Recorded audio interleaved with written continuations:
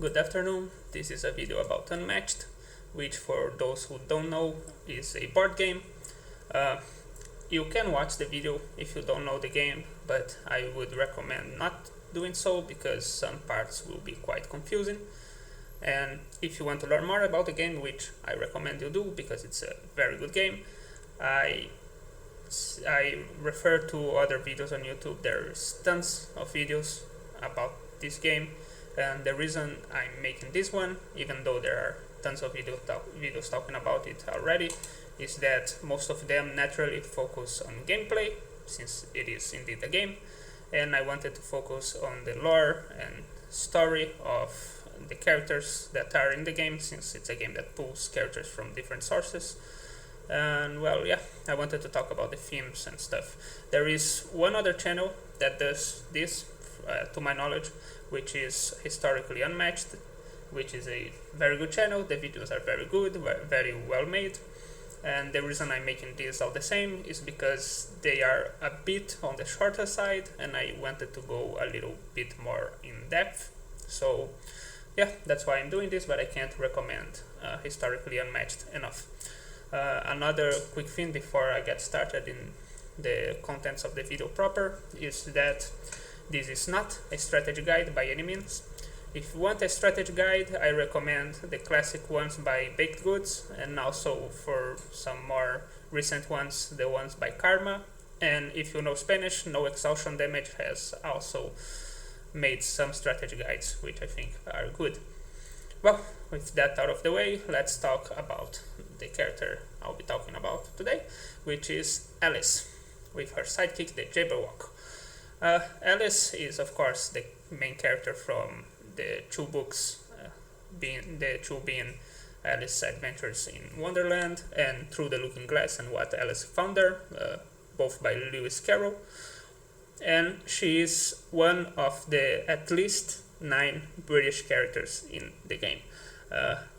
Bloody hell, Rule Britannia indeed.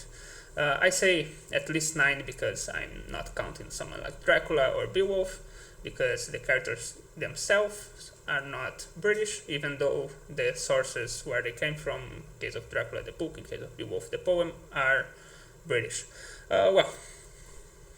So what else about Alice? Let's talk about her design, which, as you can see, takes a twist into the classic Alice tale and makes her into a warrior type character. This was common in the earlier years of Unmatched. Most characters were warriors or fighters or someone who could realistically fight, and the characters that were not in their original sources were changed as so they would fit in that style.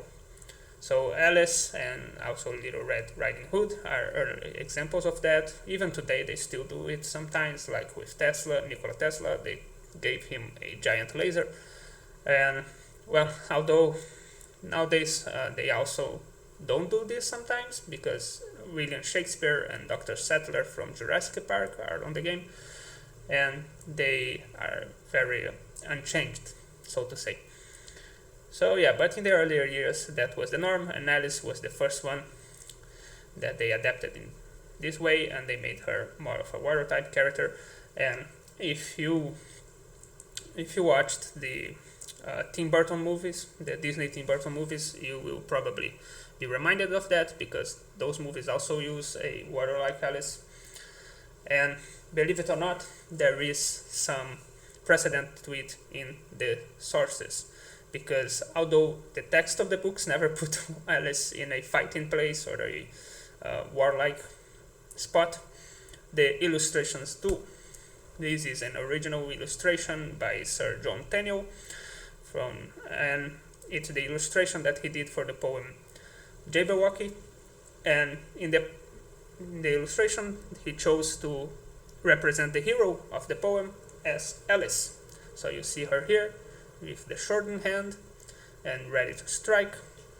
And yeah, it reminds me a bit of the Saint Joanna art, where the paintings where she has the long hair. But yes, so that's how Unmatched decided to approach it. The Burton movie, naturally, it's very plain to see the inspiration he took from the illustration, and I think in Unmatched, although not as plain to see, there are some inspirations from it as well.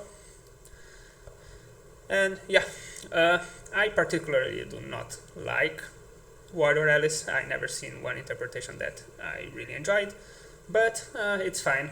There are precedents, and even if there were not, it is a twist and can be enjoyable. I just haven't found one to my taste yet, and unfortunately the Unmatched one is not an exception.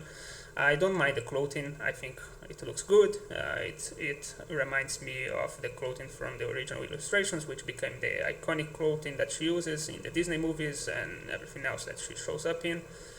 But I don't really like the Vorpal short. Obviously, it's quite different from the illustration. In the illustration, it's a more regular short, and here they made it like a weird type of short, which makes sense in the Alice context. I just didn't personally like.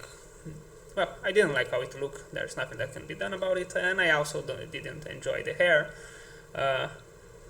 There's nothing wrong with it in a vacuum. I just don't think it fits Alice very well. I would have liked it, the long hair that's more associated with her, but maybe I just have an image of Alice in my head and I don't want to let it go of it. Well, let's talk a bit about the card back as well. It has some references, which first you can see the symbols of the normal playing cards deck, which obviously feature in the Wonderland book, with the Queen of Hearts and the Knave of Hearts and everything else. And you can see here the hearts, the spades, the diamonds, and whatever this is called in English. And you can also see the lock, which I believe it to be a reference to the door that leads to Wonderland that Alice finds when she falls down the rabbit hole. And well, there's famously a lock on the door. She uses the lock to see what is on the other side, and there's also the whole episode of she trying to get the key to unlock the door, and then she grows and becomes small, and well, we get to that. But it's quite a nice card back. You can see the Jabberwock getting out of the keyhole, and you can also see Alice menacingly here. Also, in regards to the Jabberwock, before I forget, this illustration is normally used as a basis for how he looks in most things. Unmatched one, he's usually cloaked in shadows, or only a part of his body is shown. He may look exactly like that or similar to that, but you don't really see it, which I quite like. I think it's an interesting way of depicting him. And yeah, let's go on to her stats. Alice is a move 2 melee hero with 13 health. Her sidekick is the Jabberwock, who is also a melee and has 8 health. Both being melee makes sense. Nothing in the original stories make you think that Alice attacks from afar if she would fight. And in the interpretation they made of her, she has a sword. Nothing gives an indication that she will attack from afar either, so being melee makes sense. Jabberwock is a giant monster. There's nothing denoting that it attacks from afar as well, so yeah, makes sense that they're both melee. 13 health makes sense for Alice, because in the books she's obviously just a little girl, and even here where she is more battle ready, she is still not wearing armor, and yeah, so low health makes sense. The Jabberwock having 8 health, which is a lot for a sidekick. I believe, if I'm not mistaken, that it's the second highest amount of health that a sidekick can have in the game till now. Also makes sense, because he's a giant thing. And yeah. Also, in regards to the Jabberwock, he's quite an interesting choice of sidekick. He is not actually a character in the book. He is obviously through the Looking Glass, but he only appears as a character within a poem within the book. It's a poem that it's told to Alice, and Alice tries to interpret it in some episodes of the book, and it is quite an interesting poem. It's nonsensical.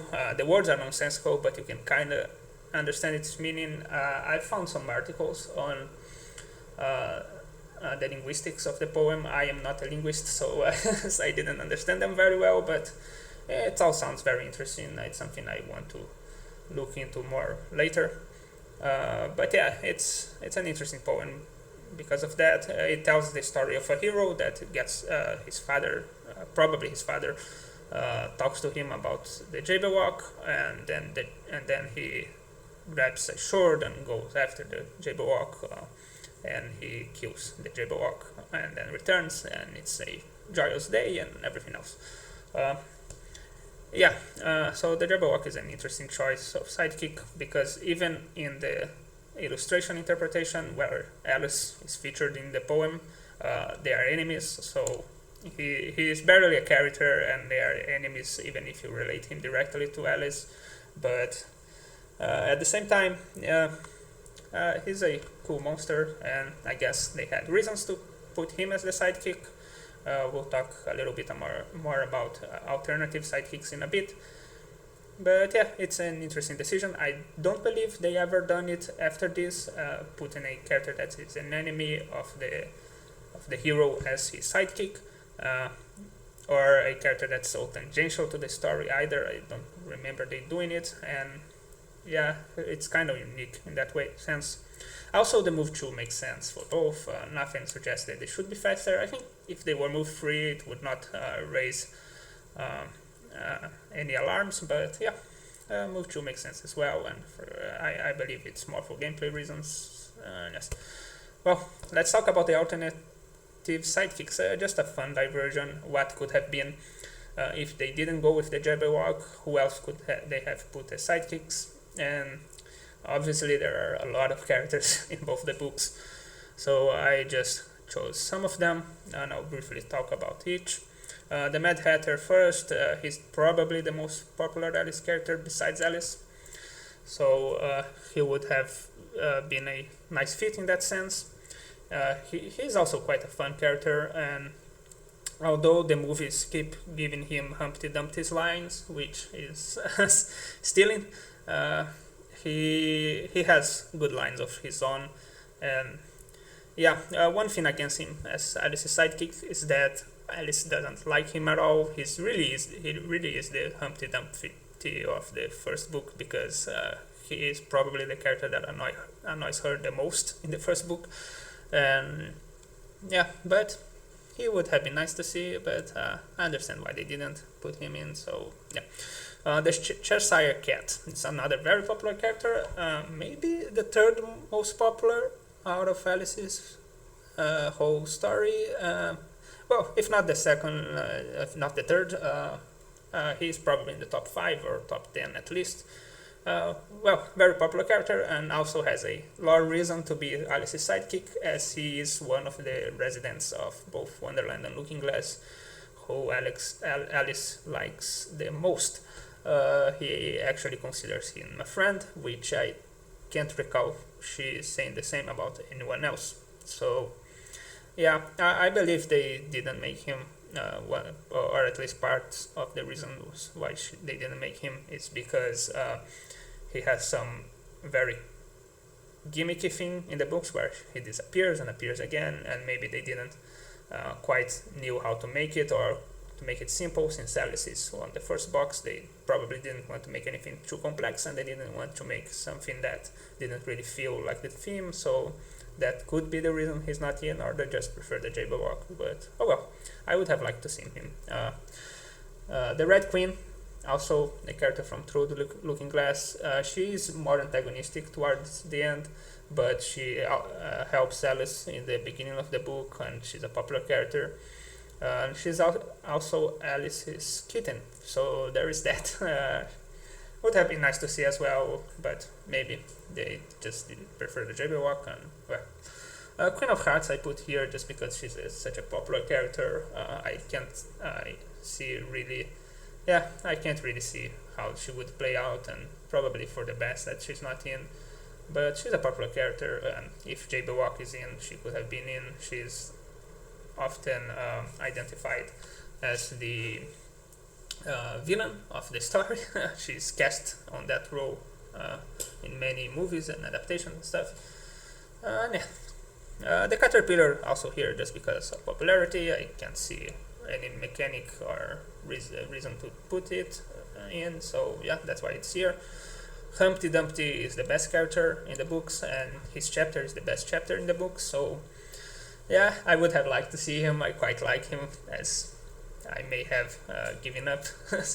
But yeah, he could have an interesting mechanic, being the master of words in an already very linguistic book. He could have something that messed with words in cards, but that's probably very, very complicated for a character that is intended to be more simple from the beginning of the game, where they were still figuring out the system. So yeah, it makes sense that he's not in, but still, I would have liked him, because I like him in general. Griffon and Mork Turtle, I can't remember why I put them here. They are not particularly popular. Their chapter is good, but there's nothing that stands out for them to be in the game. So yeah, I can't remember why I put them here, but yeah. And the Tweedles here for popularity mostly. They are even in the Disney films, which largely ignore Looking Glass stuff.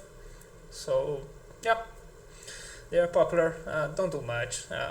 They're not particularly close to Alice or anything like the Cheshire Cat, and yeah, popular, but yeah. All in all, Jabberwock was a fine choice. It's an interesting choice for sure, but I think it works out. And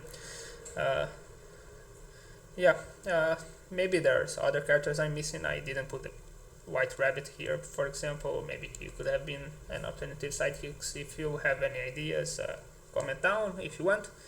I would love to see it, and yeah, let's go. Okay, now we'll talk about the common cards. I will go quickly over them because they are common cards and mostly don't have thematic links to Alice. They mostly just fit her because they made a water interpretation, and these are cards that fit any water type character. So first it's Regroup. It's the weak card in the game. It's versatile any, one value, draw one card. If you won the combat, draw two cards instead. Yeah, no real big connection to Alice, but you can see the lock here. The lock motif is present in a lot of cards, and you can see it here as well. Right. Momentous Shift. Another common card. It's a free value, versatile any. An effect is during combat, if your fighter started this turn in a different space, this card value is 5 instead. Yeah, sure. You can maybe make a guess of an episode on the book that could be represented by Momentous Shift. For example, I thought about the fall down on the rabbit hole, assuming that the rabbit hole was deep and not that the fall was low. But yeah, mostly it's just a generic card. Generic in the sense that it doesn't have a big theme in behind it. It's quite a nice card gameplay wise, but yeah, not really big relation to Alice in general. This art for Momentous Shift is one that I used to consider one of the most boring ones. I think I still do actually, because it's just a hand. It's a nice art, but I just prefer the others in general. But there is a lock here, which I took very long to realize. That obviously for me it elevates the cards a bit, the translucent lock. Yeah, let's go. Feint, another common card, 2 value versatile, immediately cancel all effects on your opponent's card. It's Feint, it's the cancel, it's a classic one, also not much to do with Alice thematically, so let's go to the next one. And we have Skirmish. It's a 4 value versatile any. Effect is after combat. If you won the combat, choose one of the fighters in the combat and move them up to 2 spaces. The Alice books are not very skirmish-packed books, so it's also something that I think comes down from the warrior twist that they gave her. Maybe you could interpret some scenes as a skirmish, but no, overall. Let's go to the next one. Now we get to the interesting ones, the ones that made direct references. And the first card that I want to talk about is Jaws That Bite. Okay, Jaws That Bite is a 4 value attack for the Jabberwock, and the effect is after combat, deal 2 damage to any one fighter adjacent to the Jabberwock. The reference is to the poem Jabberwocky, this verse right here, where it says, "Beware the Jabberwock, my son, the jaws that bite, the claws that catch, beware the juju bird and shun the frumious bandersnatch." Yeah, so it's a reference to this scene. The effect, I think, works quite well because it can deal 2 damage to any fighter, so if Alice is the only fighter next to him, it deals damage to her too, which is funny. And yeah, it makes sense because the jaws bite, they don't care who they bite, so yes, that's jaws that bite. It's a nice card. The theming is, it's not the deepest one, but it works, so yeah. Next one is Claws That Catch, a Jabberwock, 3 value attack. Effect, it's during combat. If the opposing fighter is a hero, this card's value is 5 instead. From the same verse as the last one, so it's the jaws that bite, the claws that catch. And yeah, I'm not really sure why it only works on heroes thematically. Probably because it is there is a hero in the poem, and then the Jabberwock's trying to catch him. Kind of hard to see the effect reasoning, but it's not completely senseless, so it's a fine one thematically. It's a card I like in gameplay wise. Also, you can see here I made some annotations that regarding to gameplays, but I prefer not to talk about them because otherwise the video will get too long, and I think it will be quite long already. Okay, let's go. Next one is Menshom Foe. I don't know how to pronounce it. It's a versatile free value card for any, and the effect is during combat discard the top card of your deck, add its boost value to this card's value. It's another Jabberwocky reference. It's from the following verse, which is, he took his vorpal sword in hand, long time the Menshom foe he sought, so rested he by the tum free, and stood a while and fought. Yeah, it is a nice card. The theming, I think, works because if Jabberwock uses the card, he may discard one of his cards, so it's the fearsome monster, and then it obviously adds the value, so it's the power of this fearsome monster. And if he discards one of the Alice cards, it's like their confrontation, since she's represented as the hero here. And same thing the other way around. If Alice discards one of her own cards, it's her preparation to face the monster, and if she discards one of the Jabberwock cards, it becomes kind of their conflict that powers this card. And yeah, I like the theming. I think it's quite a nice card, good theming.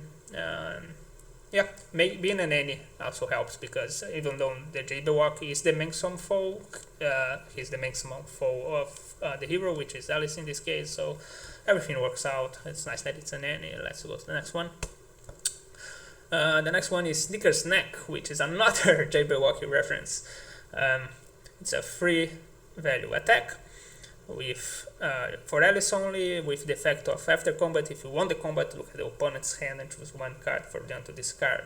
The verse that it's referencing is the following one, which is 1-2, 1-2, 1-through, the vorpal blade went Sneaker's neck. He left it dead, and with its head he went galloping back.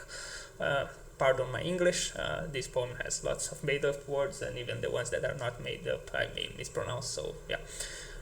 But yes, it's a reference to this this verse, and it's the part of the poem where the hero slays the Jabberwock. So the Sneaker's Neck is the blow that does the Jabberwock in for good.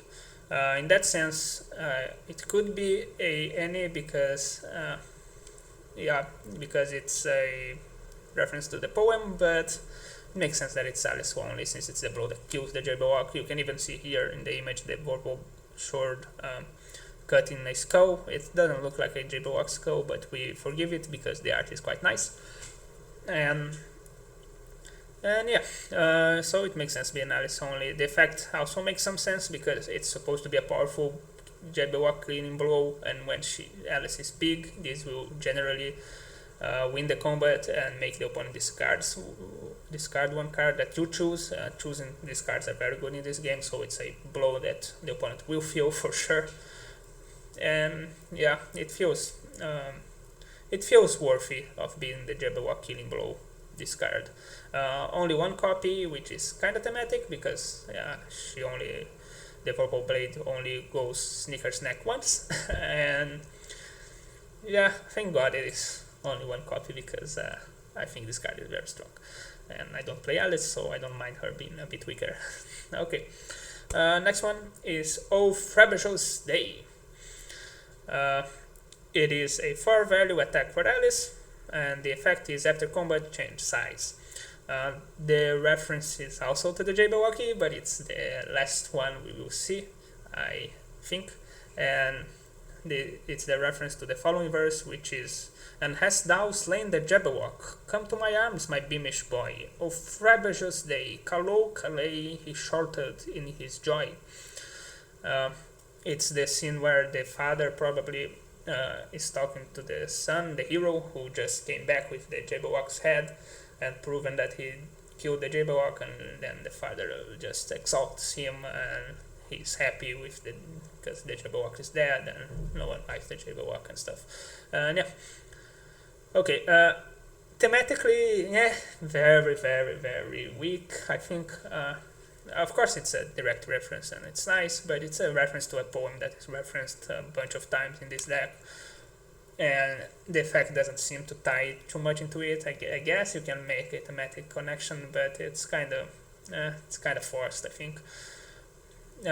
Even the image doesn't make any reference to the line that the name does. It's just Alice going from big to small or from small to big, depending on your perspective. It's a nice art, but doesn't really evoke this part of the poem. I think the most thematically part about it is that it's on one copy, and of course there's only one Frabjous Day. The Jabberwock only dies once. And yes, I guess it makes sense for gameplay reasons why it is the way it is, but not the most thematic one. I wish they had chosen another name for it or something, but it is what it is. Next one is Drink Me. Drink Me is a scheme for Alice only, and the effect is draw 2 cards, change size. Obviously, it is a reference to that very famous scene where she found a bottle, and in the bottle it's written "Drink me," and after verifying that it's not poison, she drinks it, and then she shrinks down and becomes really small. This scene is quite popular. It shows up in a lot of adaptations, and yeah, the changing size from the effect makes tons of sense. The card draw, not so much, because I guess. No, I can't think of a reason why the card draw is here. Thematically, it's more for gameplay reasons, which is also fine. Naturally, the drink only shrinks her in the book, but here it can enlarge her if she's already small, which for gameplay reasons just make it simpler and better. So we can't blame them too much for it. Here is the lock, also in the image, which is a nice detail because obviously the whole episode with the Drink Me bottle, she's trying to find a way through the garden, which is Wonderland, and well, it's the episode of the lock. It's the same episode, so yeah, makes sense in the image. So it's fine thematically, not necessarily. Yeah, but it's a reference that would probably be missed if it wasn't here. So the next one is Eat Me from the same episode. It's an Alice scheme, which says move Alice up to 3 spaces, change size. Yeah, as I said, it's from the same episode. After she's small, she finds that cake that says "Eat me," and she eats it, and then she grows big. And when she grows big, she grows too big, and then she gets sad and cries and makes a pool out of her tears. Yeah, there's a whole thing about it. Yeah, the change sizes, obviously, again, it's thematic, even though she only enlarges. It's easier to simplify for gameplay reasons.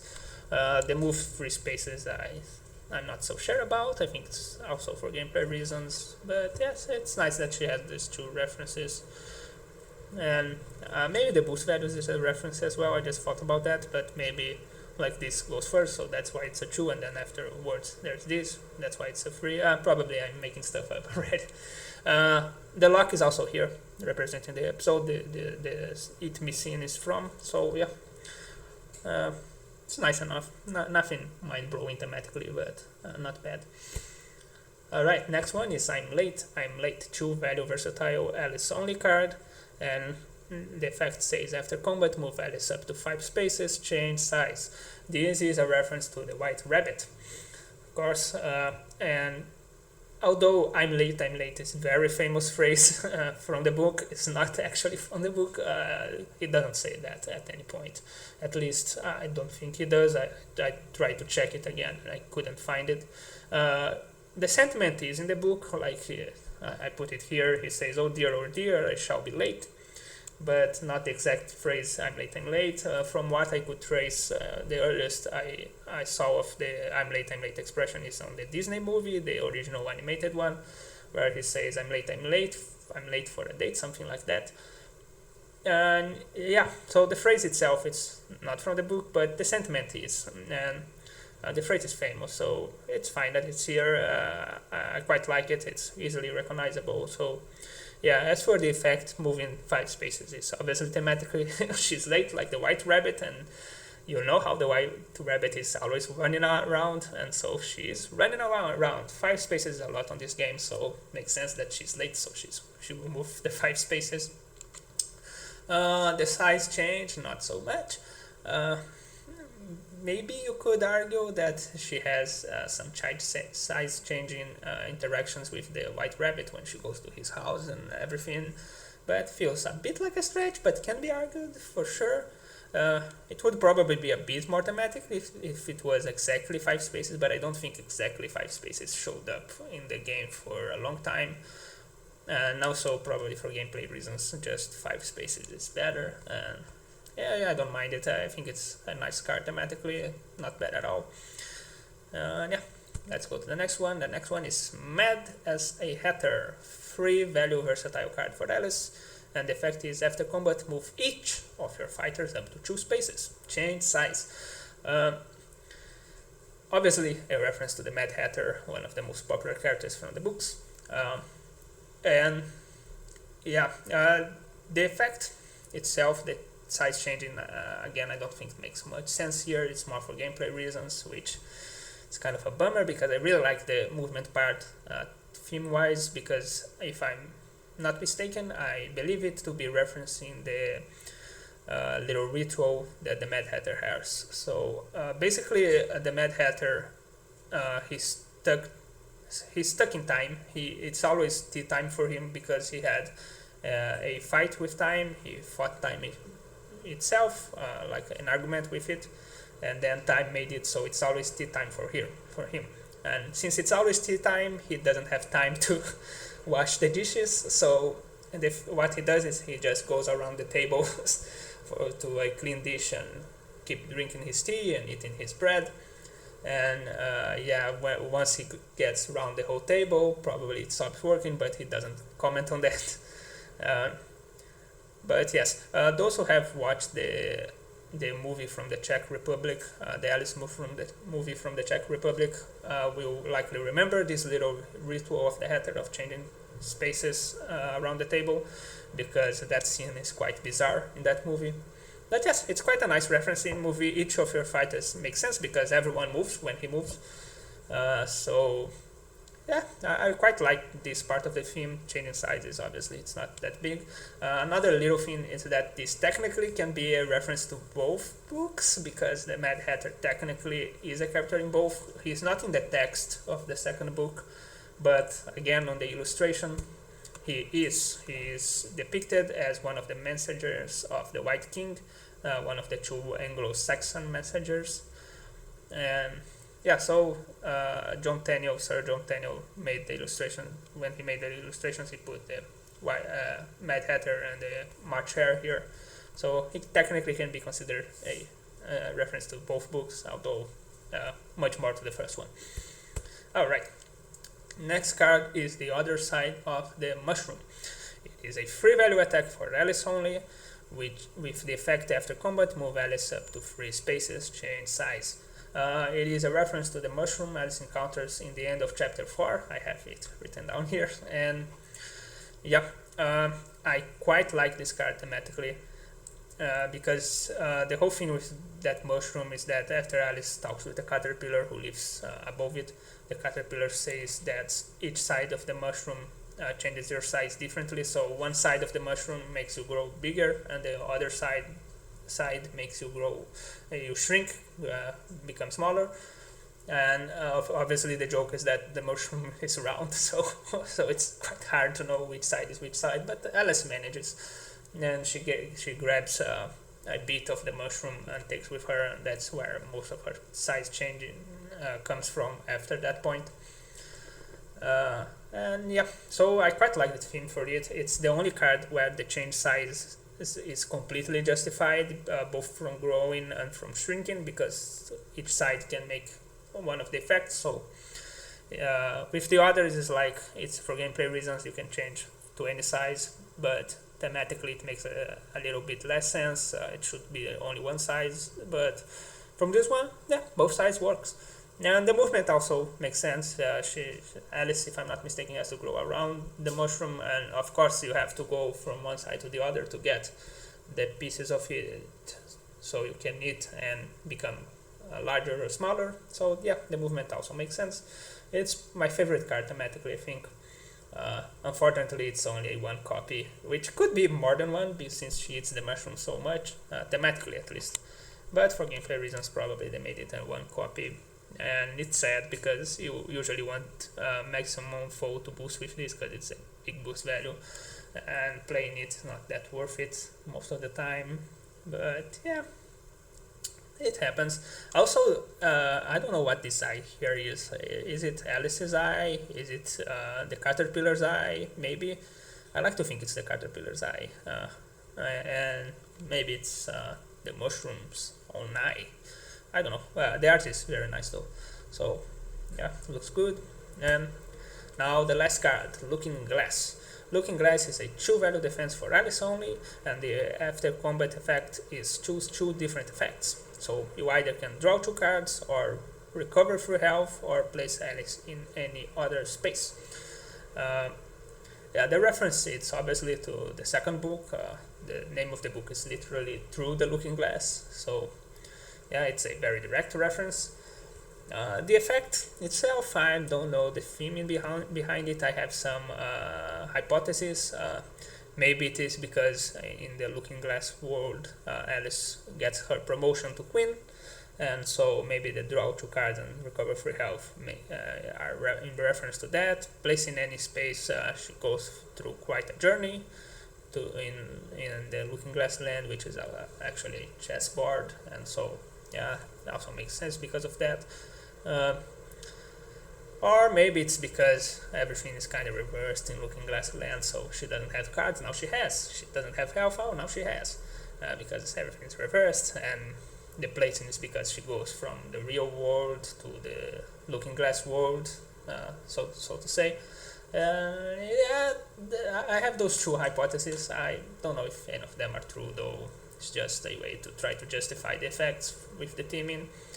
Maybe they didn't think it so much about it. They just made the reference and then made the effect. It's a quite nice effect gameplay wise, and the art is also very good. It's my favorite art in the deck. Yeah. So those are all the cards. Now I want to take a look at Wonderland versus Looking Glass. So how much does each book feature in Alice's kit? And let's see. There are 6 references to Through the Looking Glass, which are Jaws That Bite, Claws That Catch, Sneaker's Neck, Maximum Foe, of Frabjous Day, and Looking Glass. And there are 5 references to Adventures in Wonderland, which is I'm Late, Mad as a Hatter, The Other Side of the Mushroom, Eat Me, and Drink Me. 5 of the Looking Glass reference directly the Jabberwocky though, and the other one is just the title of the book. So it's much less spread out. The Wonderland references are more of various episodes. So Eat Me and Drink Me to the beginning, I'm Late, to the White Rabbit, Mad as a Hatter, to the Hatter, and The Other Side of the Mushroom, to the Mushroom and the Caterpillar encounter. So yeah, it somewhat feels like Wonderland is featured more, but it actually isn't. Card-wise, Looking Glass has 1 card advantage. It's just that since it doesn't mention so many episodes from the book, it seems like there are less, if that makes sense. I was quite surprised to find out that it wasn't less present in the deck at all. But yeah, also Mad as a Hatter, as said before, can be said to be from both books, but I consider it a Wonderland reference more than a Looking Glass reference, much more of a Wonderland reference. So yeah. Also, the ability is a reference to the first book. There is a lot of size changing in that book, surprisingly a lot. I don't know if I get confused talking too much. I don't know if I said this before, but I will not edit this. So yeah, but it's a lot more than I remembered before I reread for this video. So yeah, the ability is a reference to the first one, but the sidekicks is from the second one, so it evens out in that way. And yeah, it's a nice balance between Looking Glass and Wonderland. I wished Looking Glass was featured more with more variety than just the poem and then the title of the book. But yeah, it's just because I like Looking Glass more than I like Wonderland and the book. Not by a lot, they are very similar in quality, but I prefer it by a bit. And then I'm a bit disappointed by it, but it's fine as well. The Jabberwocky poem is a nice poem, so it's nice to see the references to it. Yeah, so all in all, Alice is a character that's more thematic than I anticipated before making this video. Because just by looking at her deck, I didn't quite catch every reference. Like the Mad as a Hatter card, I had to think about it to see, oh yeah, it's the rotation around the table that he does. That's why the effect is that. And yeah, so she's quite more thematic than I anticipated. Obviously, she's not as wacky as you expect a character like Alice to be. That is mostly due, I think, to the fact that she's from the first box, so the characters in the first box are a bit simpler conceptually at least. And yeah, she's no exception, although her ability is probably the more complicated of the 4 of the first box. So there's that. Also, another thing is that nowadays there are large fighters and small fighters in Unmatched, and Alice, whose whole gimmick is growing big or shrinking and becoming small, can become neither of those. She's always a normal-sized fighter for the gameplay reasons, which I don't know if they would have made different if she was released today, but it's something to think about. It's a funny thought.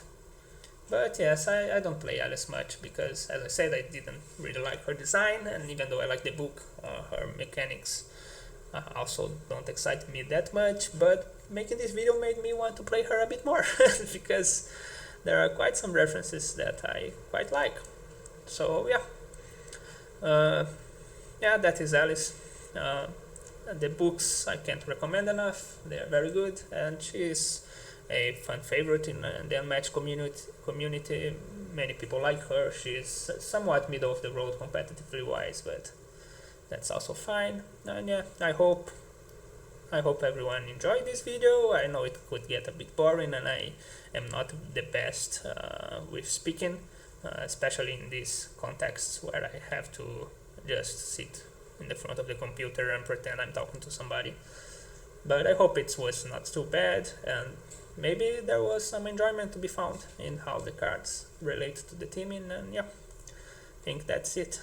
Thank you for watching, and anything that you might want to say, just comment down below. I'll be sure to check it out, and yeah, that's it. Goodbye.